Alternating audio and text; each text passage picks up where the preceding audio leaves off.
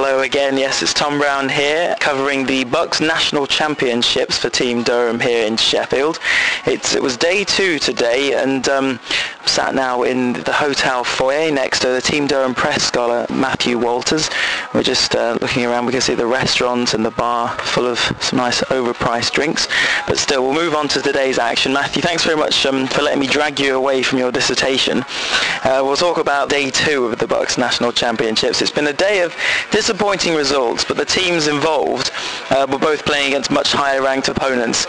We'll start with the basketball. Durham was taking on Leeds Met Carnegie in the last 8 of their BUCS National Championship.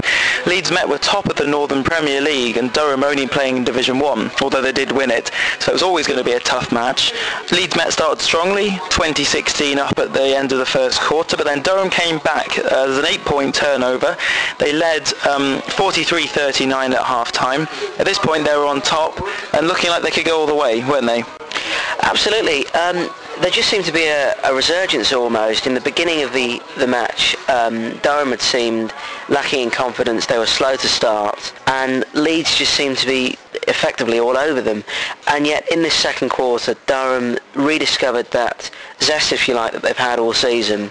They regained their attacking composure, they got that fluidity back, and the opportunities that they were having in terms of their shooting before that previously weren't going in were now going in, and obviously that helped them towards that half-time lead, and it was extremely important. You could see the confidence returning, and it set up a great second half. Well, yes, it was certainly a very entertaining second half. Unfortunately, Leeds Met's class shone through in the end. It was 63 each going into the final quarter, so it was really, the match was very much poised. Unfortunately, Durham just couldn't quite force that victory. They ended up losing 89-79, and the scoreline that really flattered Leeds in the end, because Durham certainly didn't disgrace themselves, did they? Not at all. I think Ian Hewitt, as we'll hear later, was saying in his post-match remarks that he was very proud of the players, and from a neutral's point of view, it was one of the strongest performances we've seen all season. Durham have played high-calibre opposition before this season, but they still haven't been tested defensively in the way that they were against Leeds today. Certainly, I think they performed out of their skins almost. It was a brilliant performance, blood and guts, and a 10-point lead in the end, it did flatter them.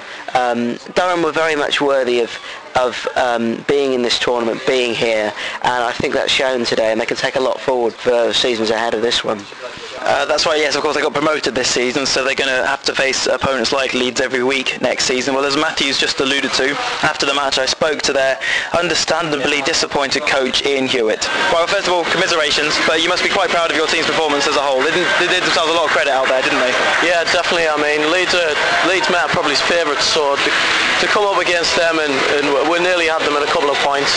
There was only a couple of things that made the difference in the game, so yeah, I'm proud of the fellas. I think they did themselves justice. I wish we'd had the game, or I wish we could have won it. But despite the disappointment today, it's been a very positive season for you on the whole, hasn't it? Yeah, to get here, we're Division 1 side, we were the underdogs coming here. We've had a great season, we've come here, and we want to come fifth, we want to come as high as we can in the league, so yeah, it's been great to get here, great experience.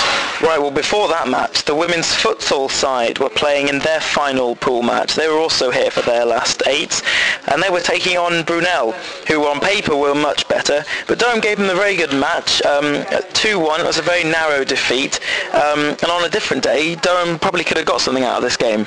Yeah, they had a composure about them that, in looking at previous results, maybe you wouldn't have thought they would have, and yet they started the game fairly well. They took the lead, obviously, and they were knocking the ball about with some kind of attacking composure. It was just a shame that maybe the distribution suffered today, I think. I think that really made it a very messy game for Durham. That obviously gave Brunel great confidence in breaking up the play, in moving forward, and ultimately finding that second goal that put Durham to bed, really. On the whole, futsal, this is a very new sport in Durham. They've only played 5 matches together, but for the future's looking bright for this team, isn't it? There are players in that team that are technically very, very gifted, and you can see how they take elements from 11-a-side and bring it to this game. And I think going forward, Durham have got the makings of a very, very good side. And let's let's not make any bones about this. They are playing top quality opposition. To make it to where they have here in Sheffield is an achievement in itself, and to narrowly lose to a team like Brunel, who have players that are far superior in some departments to Durham, is an achievement in itself. It is indeed, and after the match I spoke to their disappointed but proud coach, Rich Warburton. So a disappointing 2-1 defeat to Brunel puts you out of the futsal tournament, but looking back at the pool games as a whole, what are your thoughts? Delighted really with the effort from the girls. We came here today the lowest ranked team in the tournament. The group stages we were fantastic. We struggled in the first game, but we learned from our mistakes, picked up on it in game 2, and the performance last night against Northumbria, despite a 3-2 defeat, was an excellent result for us. They are national champions in 11-a-side. They beat Leeds Met the night before on penalties to take the 11-a-side title, so to match them pretty much for the full 30 minutes of the game is just excellent. And then again we came here today, Brunel second in the Southern Premier League, and we've matched them for 30 minutes, and we're disappointing, but at the same time just can't complain. Fantastic effort from the girls. And just talk us through what the girls have had to do to actually get here, because you've had to go through all kinds of qualifying tournaments as well, just to be in Sheffield today. Yeah, the regionals were 16 teams, only of which 4 qualified. We qualified with a fantastic 5-0 win in the playoffs against Stirling. Again, there was massive improvement over those 3 regional finals. That was in the north. Again, there was 20 odd teams in the south, of which 4 qualified. So we're in the last 8 with the lowest ranked team here, and just couldn't be happier. Delighted really. Well, finally on today's report, we're going to just jump back to day 1 briefly, because yesterday the women's wands hockey side were in action in their BUCS national final against Birmingham. They'd already played Birmingham twice this season and come out with 1 defeat and 1 draw, so we're yet to win, and unfortunately it was the same old story in the final as they suffered a 3-1 defeat. But they had an absolutely fantastic route to the final. They had an 11-0 victory over Cardiff, a 4-0 victory over Bath, and a great 2-1 victory in Loughborough. And Durham's first women's hockey team, it really is a very strong team, isn't it, despite their final defeat yesterday? Absolutely. We've seen some really terrific performances from them throughout the course of the season. Very strong defensively. They've got a real midfield engine room, and up front, very creative and very innovative. It is a shame that they can't get recognition nationally as national champions. They always knew with the calibre of players that Birmingham have that it would be difficult, that they're coming up against international quality opposition. But to fall at this stage, I suppose, is not that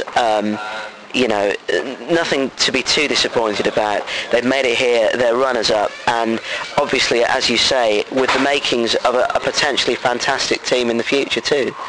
That's absolutely right. Well, thanks very much, Matt. Go grab yourself a coffee and finish your dissertation. That was the end of day 2 here in Sheffield. Day 3, of course, has a lot to promise. We've got tennis, climbing, karate and indoor athletics to look forward to. So join me tomorrow's report, day 3's report, here from the BUCS National Championships in Sheffield. We'll see you then.